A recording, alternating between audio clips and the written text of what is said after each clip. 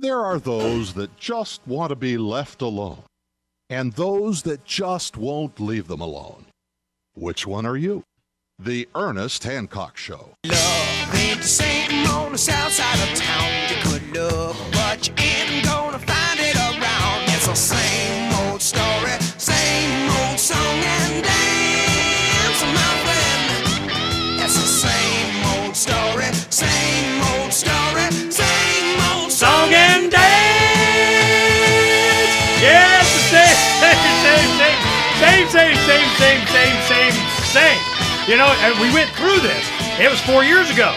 You know, Jeanne and I, we've been through this a long time. We've been doing, the same. And nothing that happened is a surprise to us. But I need to know, of the lineup that they had. I mean, they have, even before you guys went, that they had Defender of the Constitution, Rumsfeld, introduced by Cheney. And, we'll talk about that a little bit. But, I mean, what are some of the other speeches you had to endure there? And how long? This went for what, 2-3 days? Yes. On Saturday, we had to enter the main ballroom in order to get seats. So we had to go in there around 1:30, 2 o'clock and sit through some really disturbing presentations.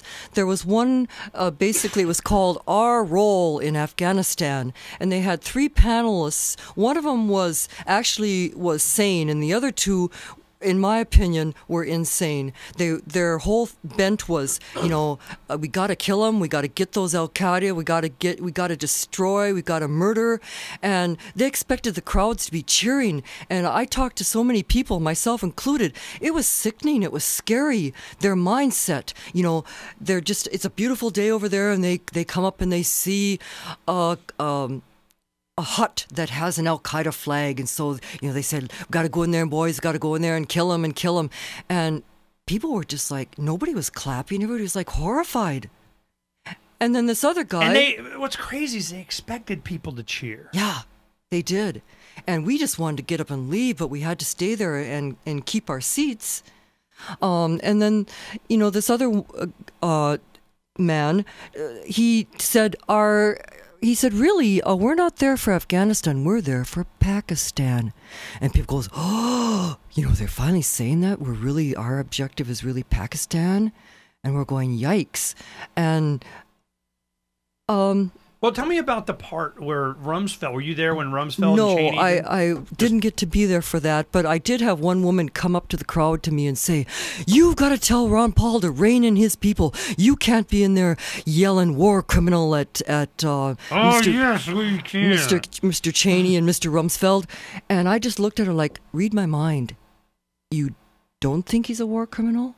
And she said, I was nice. I said, I just kind of shook my head. Okay. Tell Ron Paul to rein in his people. How do we do that when we're all just individuals and, They don't understand that. No. And she goes, and even if you don't agree with my politics, you've got to show respect to these men. How old was she? My age. So you're going to tell us about He didn't have to open up the door on that one. And then this guy, I was getting back to that story. This man stood up there and told us how it's going to cost billions and billions and billions of dollars for the next 10 years. That it hasn't worked yet. So what was the other side? I mean, who were the people that spoke to the libertarian-oriented crowd there? Well, the third... Rand and Ron, of course. Yeah. It was Tom Woods there, right? Yes, I didn't see him speak, but Campaign for Liberty and Young Americans for Liberty were there in force, and they had sessions, standing room only, ballrooms off to the side, conference rooms, standing room only, very, very well attended, and very relevant subjects. So there was a lot of it that you missed. What were you doing?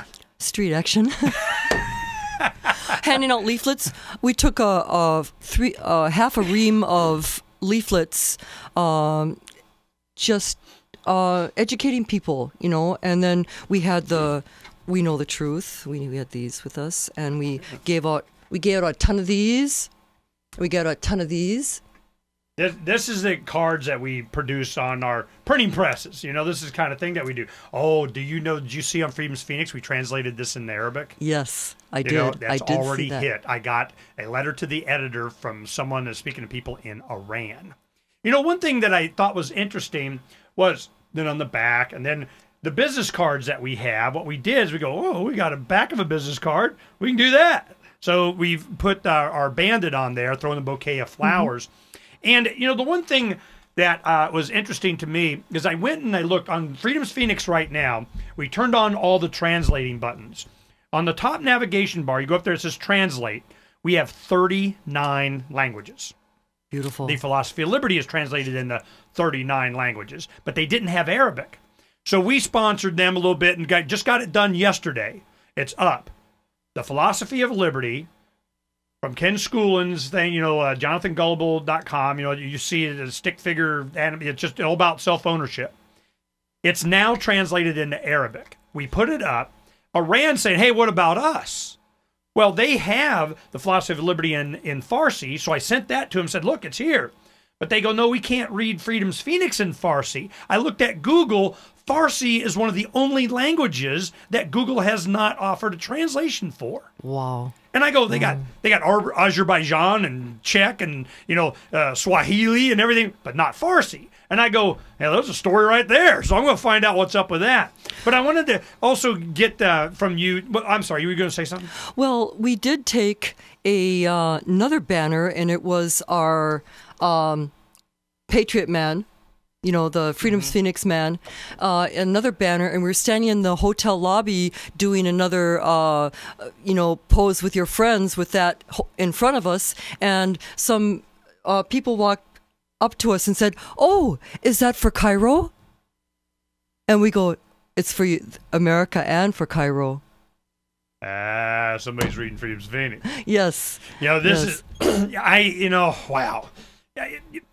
While they are so focused on the 2012 election cycle, they don't realize you try and bring about a one world government kind of thing, you just spark a one world revolution. Exactly. And I'm going, while they're sitting over here, blah, blah, I'm going, oh, I'm sorry.